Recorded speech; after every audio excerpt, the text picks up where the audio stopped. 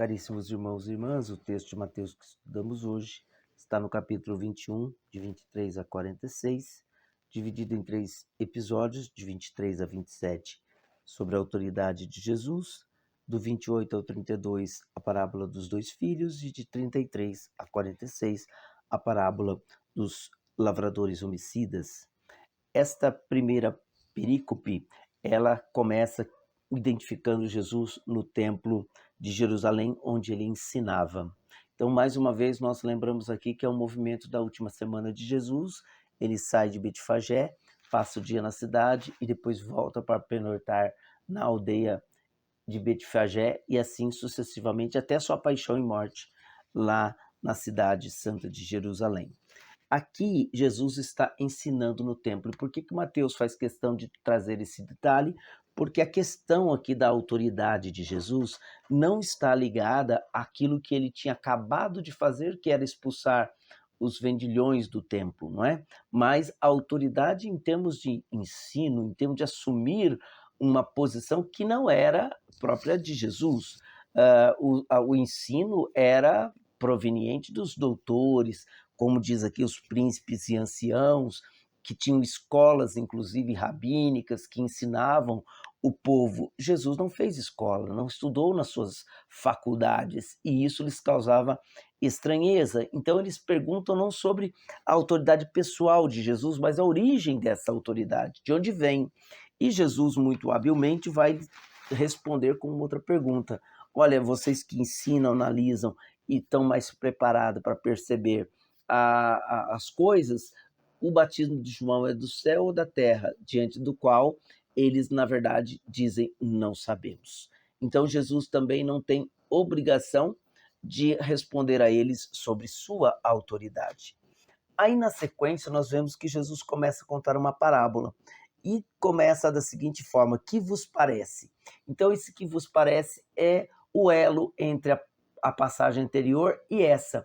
É uma forma de resposta também de Jesus ao que eles perguntaram. Veja, Jesus vai construindo ou conduzindo eles mesmos a responderem acerca daquilo que eles estavam questionando. Então, a questão dos dois filhos aqui revela a questão da situação dos dois mundos, ou das duas divisões, digamos assim, da humanidade. Aqueles que se julgavam eleitos, portanto, eram filhos e por serem filhos já estavam, digamos, com a salvação garantida, e aqueles também que, na verdade, não fazem parte, mas acabavam atendendo ao pedido. Isso identificado na pessoa dos publicanos, prostitutas, que são pecadores, e que Jesus vai dizer que eles vos precedem no reino. Por quê? Porque eles, embora vocês julguem que são pecadores, estão fora da salvação, eles ouviram a pregação de João Batista e atenderam aí a sua exortação.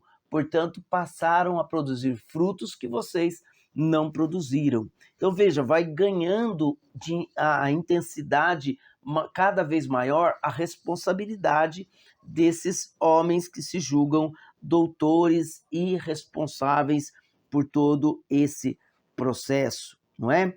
Porque eles não se sentiam necessitados de conversão, ao passo que os publicanos e pecadores, sim. Portanto, Jesus diz, olha, João ensinou o caminho da justiça, mas vocês não ouviram. E este caminho da justiça, traduzindo, significa fazer a vontade de Deus. Por isso a parábola. Então, o mais importante é cumprir aquilo que Deus quer. É isso que Deus busca. E a resposta, quem deu, foram eles mesmos. Significa dizer que eles têm capacidade de julgamento. E daí a corresponsabilidade.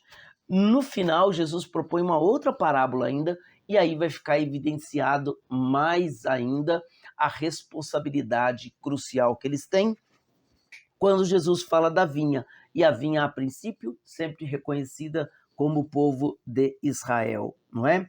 O pai de família planta uma vinha, a descrição dela é uma transliteração de Isaías 5, de 1 a 2. Então demonstra o projeto de Deus, o que Deus gostaria que assim o fosse. E ele delega aos seus cuidadores, não é? Então, os profetas foram enviados ao longo do tempo e todos esses representantes de Deus para quê? Para colherem frutos da vinha, porque uma vinha ela só tem sentido se ela der frutos. Mas o que aconteceu? Os vinhateiros que estavam cuidando delas, na verdade, espancaram a uns, mataram a outros, né? E isso também vai fazer uma referência exatamente à atitude que é descrita no segundo livro de Crônicas 24, de 20 a 22, e segunda Crônicas de 23, 35, não é? E nós vamos ver que Jesus, na questão da morte, fala exatamente a respeito dele mesmo. E finalmente manda o seu filho, mas aí qual é a conclusão? Matemo-nos, e aí nós vamos nos apossar da herança, da vinha e tudo mais, não é? Veja, e a pergunta aqui é crucial: o que fará com eles com esses vinhateiros? Eles respondem: fará perecer miseravelmente esses miseráveis. Ou seja, veja, embora eles rejeitem o anúncio de Jesus, eles têm consciência do que é o certo e do que é o errado, daquilo que se esperava da parte de Deus. Portanto, se você espera, sabe, e não cumpre, você no mínimo peca por omissão. Então Jesus vai trazer aquela grande afirmação do Salmo 118, 22, 23, como sendo a carapuça, como costumamos falar, né? A carapuça que eles vão vestir tranquilamente, ou melhor, né? Adequadamente, mas não tranquilamente, porque o resultado será outro. Então a pedra que os pedreiros rejeitaram tornou-se a pedra angular. Então, qual a consequência disso? Diante desta realidade, só tem uma questão: ou você adere ou não. E aqueles que não aderirem, na verdade, poderão cair sobre essa pedra, ou então essa pedra cair sobre eles. Essa será a sorte final.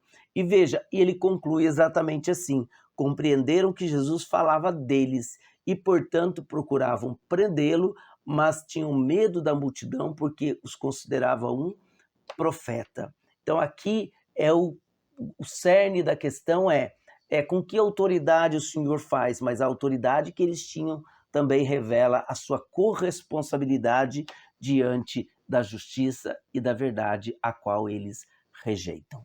Que você faça um bom estudo e que Deus te abençoe.